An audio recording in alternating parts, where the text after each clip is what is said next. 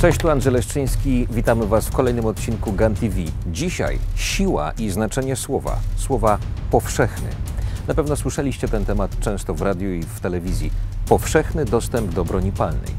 Dziennikarski temat z tezą. Dlaczego? Wyszliśmy na ulicę i zapytaliśmy Polaków, jak rozumieją znaczenie słowa powszechny. O Matko Bosko, powszechny, czyli ogólnie wszędzie. Powszechny dostęp do jakiegoś dobra. To znaczy, że może każdy wejść i kupić coś. Tak, jakoś ogólny chyba, no. Powszechny, czyli wszystkich. Powszechny to taki, który obowiązuje wszystkich i jest dla wszystkich.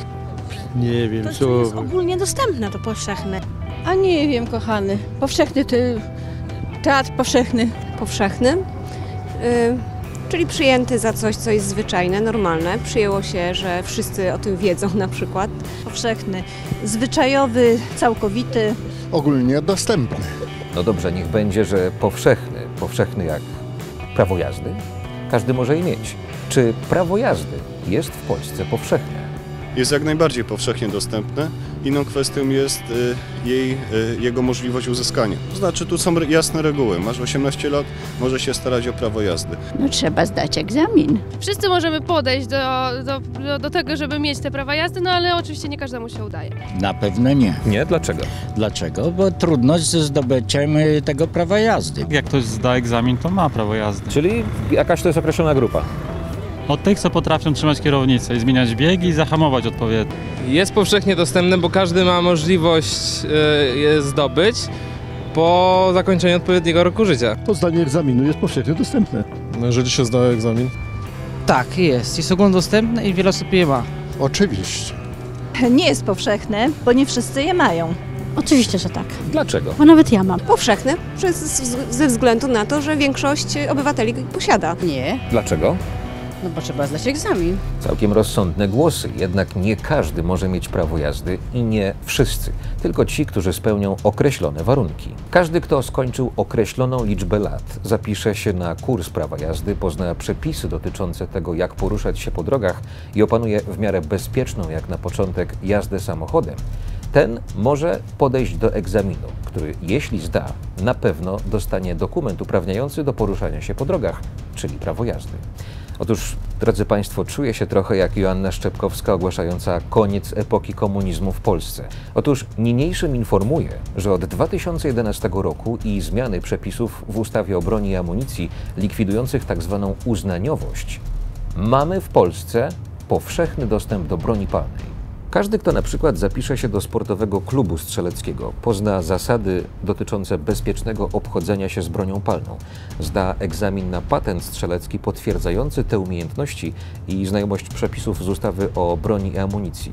Następnie pozytywnie przejdzie badania lekarskie i psychologiczne, uzyska licencję sportową, złoży wniosek do Wydziału Postępowań Administracyjnych Policji o wydanie pozwolenia na broń sportową, pozytywnie przejdzie weryfikację o niekaralności i wywiad środowiskowy.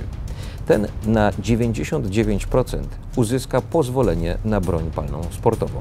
Tak więc przypomnę, od 5 lat mamy w Polsce powszechny dostęp do broni palnej. A zupełnie inna kwestia to to, co Polacy o broni palnej sądzą, czy ją lubią, czy im się podoba i czy chcieliby mieć do niej tak zwany szerszy dostęp.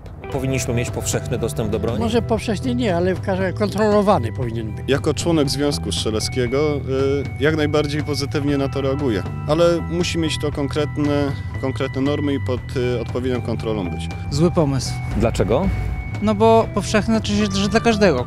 I dla uczciwych, i dla nieuczciwych. Lepiej, żeby tego nie było, Dlaczego? bo ja bym pierwsza to użyła i zastrzeliła swojego męża. Moim zdaniem nie jest najlepszym wprowadzanie broni do kraju, w którym było to wcześniej zakazane, gdyż ludzie mogą się tym zachłysnąć i może dojść do wielu nieprzewidzianych zdarzeń. To też jest absurd, bo nie ma tej dostępności do broni. Powinna być większa? Oczywiście. Każdy ma prawo, żeby się bronić, prawda? Posiadając broń w domu do własnego użytku, człowiek czułby się, że tak powiem, bezpiecznie. Powiedzmy, że byłbym za, ale jeżeli byłyby badania psychologiczne, czy każdy jest normalny, no bo to jednak jest broń, no, to można zrobić krzywdę i sobie, i komuś, prawda? Byłabym za, zdecydowanie. Dlaczego? Dlatego, że broń też służy do obrony. Broń nie jest tylko, moim zdaniem, nie jest tylko czymś, powiedzmy, do zrobienia komuś krzywdy. Służy na pewno do obrony. Małpie brzytwę, a Polakom powszechny dostęp do broni, wyjdziemy na to samo. To ja się boję. Boi się pani dlaczego? Bo ja się boję broni. A jakby pani na przykład była w takiej sytuacji, że bandyci napadają panią w domu i sąsiad ma broń, chciałaby pani, żeby panią obronił? Kurczę, tak. Oczywiście nie należy nikogo na siłę przekonywać do lubienia broni palnej. Pytanie, czy współcześni Polacy w każdym wieku, chociaż raz w życiu, mogliby wybrać się na strzelnicę, poznać związane ze strzelaniem emocje, nauczyć się jej obsługi?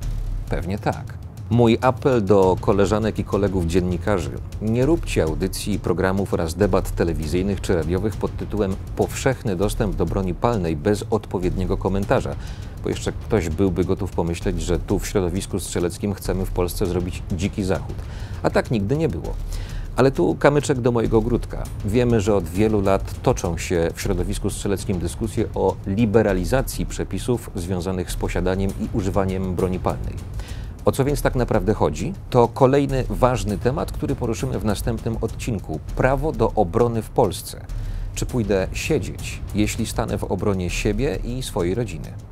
Dzięki za dziś. Jeśli Wam się podobało, dajcie lajka i zasubskrybujcie. Pozdrawiam, Andrzej Leszczyński.